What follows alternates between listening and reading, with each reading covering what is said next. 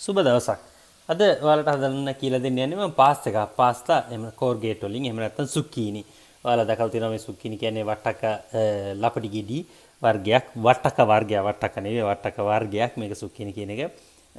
ඉතින් ඒකෙන් පාස්තා එකක් තමයි හරිම රස පාස්තාවක්. පොඩි හැම ගොඩක් කැමති පාස්තාවක් මේක. ගොඩක් වෙලාට ඉස්කෝලවලත් සර්ව් කරන පාස්තාවක් මේක. මම එකෙන් ග්‍රෑම් 300ක් 400ක් වගේ ප්‍රමාණයක් අරන් තියෙනවා. සුදු ලුණු බිකක් අරන් තියෙනවා. ස්කලොන්යා කියන ලුණු ගෙඩියක් අරන් තියෙනවා. එහෙම නැත්නම් ඔයාලට පුළුවන් මේකට කැමති ලුණු එකක් ගන්න. ඒ ගැටලුවක් නැහැ. ලුණු ගම්බිරිස් කුඩු ටිකක්, පාමසාන් චීස් ටිකක් ගාගෙන තියෙනවා. ඔලිව් තෙල් ටිකක්. මේකට මම හරගෙන තියෙන්නේ ගොඩක් වෙලාට ගන්න මේ ෆර්ෆාල්ලා කියන පාස්තා. ෆර්ෆාල්ලා කියන්නේ ඇත්තටම සමන්ලයා කියන එක. සමන්ලයාගේ හැඩේ තියෙන පාස්තා එකක්. මේක තමයි ගොඩක් වෙලාට ගන්න. ඒක නැති වුණා කියලා ප්‍රශ්නයක් නැහැ. වෙන පාස්තා කියුණත් ඔයාලට හදන්න පුළුවන්. මෙතන මම අරන් තියෙන්නේ පිටි පාන් පිටි හැදි දෙකක් විතර. මොකද මම මේකෙන් ඔයාලට හදන්න යන්නේ අන්තිමට ග්‍රේවි වෙන්න රූ කියන දේ දානවා. රූ කියන එක අපි හදලා දාන්නේ සාමාන්‍යයෙන් ඔයාලා කෝන් ෆ්ලා වලින් දානවා සමහර ඔයාලා දැකලා චොප්සි වලට එහෙම. ඒකට ටික ග්‍රේවි ගතියක් එනවා පාස්තා එක. ඉතින් ඒ වගේ හිටින්න මේකට මම මේ පාන් පිටි වල රූ එකක් හදාගන්නේ. ඒක මම ඔයාලට කියලා දෙන්නම් හදන විදිය. කෙනෙකුට මේකට පන්න ටිකක් ෆ්‍රෙෂ් පන්න. එහෙම නැත්නම් ඩබල් ක්‍රීම් එක, කිරි ටිකක්, එහෙම නැත්නම් අපි කියන්නේ බ්‍රෂමෙල්ලා වයිට් සෝස් එක මේ වගේ දේවල් කලවම් කරනවා එක එකනා කැමැත්ත අනුව මම අද කියලා දෙන්නේ රූ කලවම් කරලි වෙලා හදන විදිය. මුලින්ම අපි මේ ලුණු සුදු ලුණු ටික පොඩියට කපාගෙන මේ සුකීනි නැට දෙපැත්ත කපලා පොඩි පොඩි පෙති වලට කපා ගමු. ඊට පස්සේ අපි යන් ඊළඟ කොටසට. ඔයාලට පේනවා දැන් මම ලුණු සුදු ලුණු කපාගෙන සුකීනි කපාගෙන තියෙන විදිය මේ වගේ අඩහඳේ හැඩයට මේ මම රූ එක හදන්න යන්නේ දැන්. ඔයාලට පේනවා මෙතන මේ මම පාන් පිටි හැදි දෙක තියෙන එකට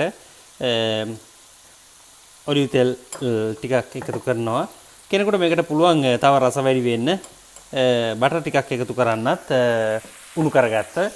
ඉතින් ඒකල් අපි මේක මේ වගේ ක්‍රීම් එකක් හදා ගන්නවා. මේක අපි පාවිච්චි කරන්නේ අන්තිමට පාස්තා කලවම් කරන වෙලාවට. මේකට තමයි සාමාන්‍ය රූ කියන්නේ. මේක තමයි දාපුවම ගොඩක් වෙලාට කඩවල වල අමුත තෙත ගතියක් එක්ක අමුතු රසක් තියෙන්නේ ක්‍රීමි ගතියක් හිටින කරන්නේ මේ වගේ දේවල්. එහෙම නැත්නම් කෝන් ෆ්ලා දාන එක. ඉතින් අපි මේ ටික ලෑස්ති. දැන් අපි මේකේ සුකිනි සෝස් එක හදන්න පටන් ගමු. මම මේ වගේ පෑන් එකක් ලිප තියාගෙන තියෙනවා. මම මේකට ඔලිව් තෙල් චුට්ටක් දා ගන්නවා. මොකද ඔයාලා මතක තියාගන්න අපි රූ හැදුවේ ඔලිව් තෙල් වලින් ඉඳලා ඒක හින්දා ගොනට වැඩිය තෙල් ගොඩක් හිටියොත් එහෙමත් ඒකත් ගැටලුවක්. සමහරු සුක්කිනි වෙනම තෙලේ බැදලත් ගන්නවා. ඊට වැඩිය හොඳයි මේ විදිහට හදුවාම. ඇත්තටම සුක්කිනි එකේ අහ කියන්න දෙයක් නැහැ. ඉතින් අපි මේකට මේ විදිහට ලුණු සුදු ලුණු ටික එකතු කරමු.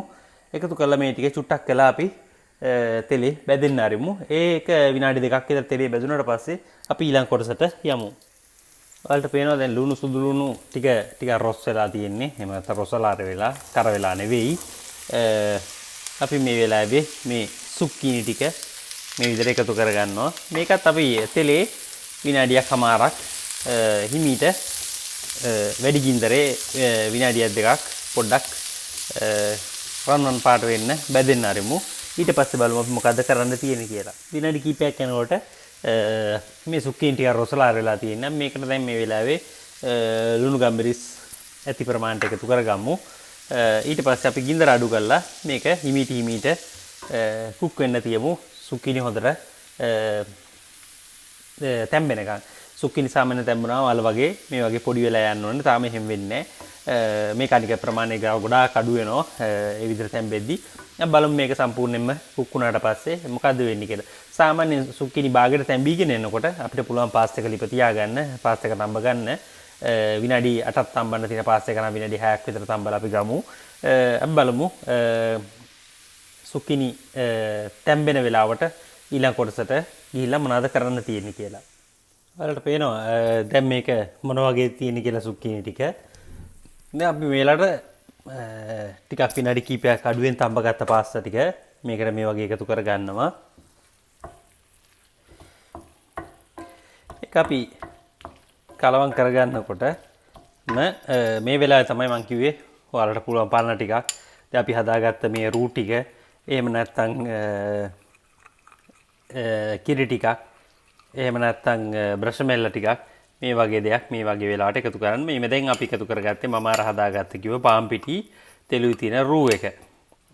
ඉතින් මේ ටික එකතු කරලා අපිට පුළුවන් මේක පොඩ්ඩක් කලවම් කරන්න. කලවම් කරාම වලට පේනවා කොච්චර ග්‍රේවි ගතියක් මේක ඇති වෙනවද කියලා. දැන් අපේ පාස්තා එක ලෑස්ති. අපිට තියෙන්නේ මේකට උඩින් පාමසාන් චීස් ටිකක් එකතු කරන්න මේ වගේ.